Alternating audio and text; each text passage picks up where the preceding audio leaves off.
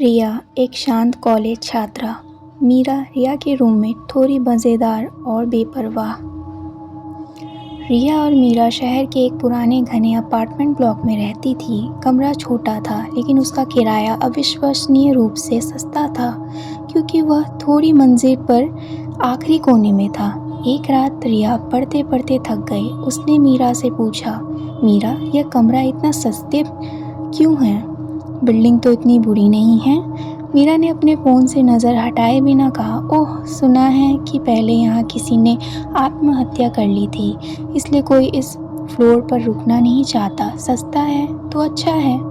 रिया को अजीब लगा, क्योंकि उसने बात टाल दी। समस्या सस्ते किराए की नहीं थी, बल्कि यह थी कि उन्हें हर रात एक अजीब सा एहसास होता था, जैसे कि उनके छोटे से कमरे में वे दो नहीं बल्कि 3 लोग हैं। कभी कभी रिया की नींद टूटती थी और वह देखती थी कि मीरा अपने बिस्तर पर गहरी नींद में थी, लेकिन तीसरा तकिया, जो वे कभी इस्तेमाल नहीं करते थे, दबा हुआ होता था, जैसे किसी ने अभी अभी अपना सिर हटाया हो।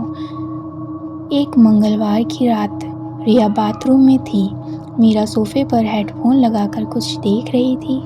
रिया ने साफ सुना, घिसट घिसट घिसट।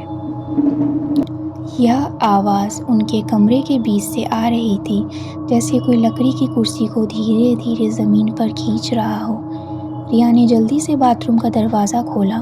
कमरा अंधेरा था। मीरा सोफे पर आंखें बंद करके लेटी थी। हेडफोन लगा हुआ था, कोई कुर्सी नहीं हिली थी। रिया ने मीरा को आवाज़ दी, मीरा, तुमने कुछ सुना? मीरा ने हेडफोन उतारा। नहीं, क्या हुआ?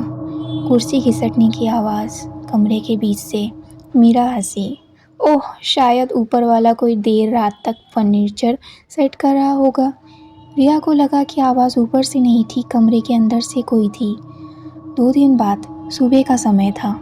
रिया किचन में कॉफ़ी बना रही थी। मीरा अपने बिस्तर पर थी और उठने की कोशिश कर रही थी। अचानक मीरा की आंखें भरी हो गई। उसने अपने बिस्तर के ठीक सामने की दीवार की ओर इशारा किया, जहाँ सूरज की रोशनी खिड़की से आ रही थी।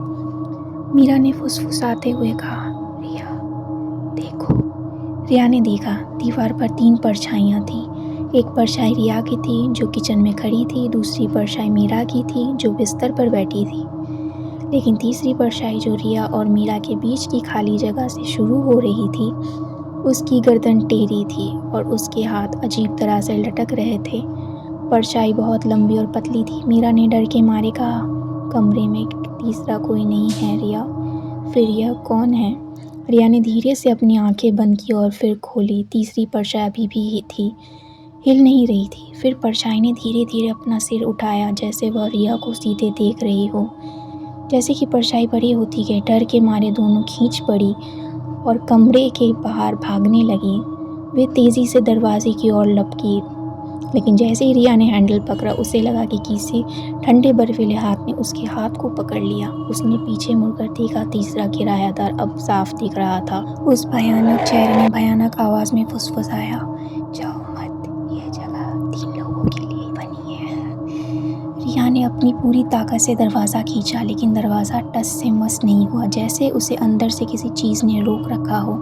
मीरा ने भी दरवाजे पर जोर लगाना शुरू किया। दोनों ने मिलकर दरवाजे पर तब तक जोर लगाया जब तक कि उन्हें लगा कि उनके कंधे टूट जाएंगे। अचानक दरवाज़ा झटके से खुल गया। वे हांफते हुए सीढ़ियों की ओर भागे, पीछे मुड़कर नहीं देखा। अगले दिन उन्होंने अपार्टमेंट छोड़ दिया और फिर कभी पीछे मुड़कर नहीं देखा। लेकिन 2 हफ्ते बाद रिया को एक अजीब फ़ोन कॉल आया। नंबर अनजान था। उसने डरते डरते फ़ोन उठाया। दूसरी तरफ एक टूटती हुई धीमी आवाज़ थी, अरे, कहाँ हो? यह जगह अब फिर से 2 लोगों के लिए है। फ़ोन कट गया। रिया ने नंबर को दोबारा डायल करने की कोशिश की, लेकिन नंबर गायब हो चुका था। उसने तुरंत मीरा को फ़ोन किया। मीरा ने तुरंत फ़ोन उठाया, लेकिन उसकी आवाज़ बहुत धीमी और थकी हुई थी। रिया ने पूछा, तुम ठीक हो? क्या तुम्हें कोई अजीब कॉल आया? मीरा ने धीमी कांपती हुई आवाज़ में जवाब दिया, कॉल नहीं, लेकिन मुझे लगता है कि आज रात मेरे कमरे में 3 लोग सो रहे हैं। और तभी रिया ने फ़ोन पर मीरा के पास से बहुत दूर से घिसट घिसट घिसट घिसट की आवाज़ आवाज़ सुनी, कुर्सी खींच रही थी।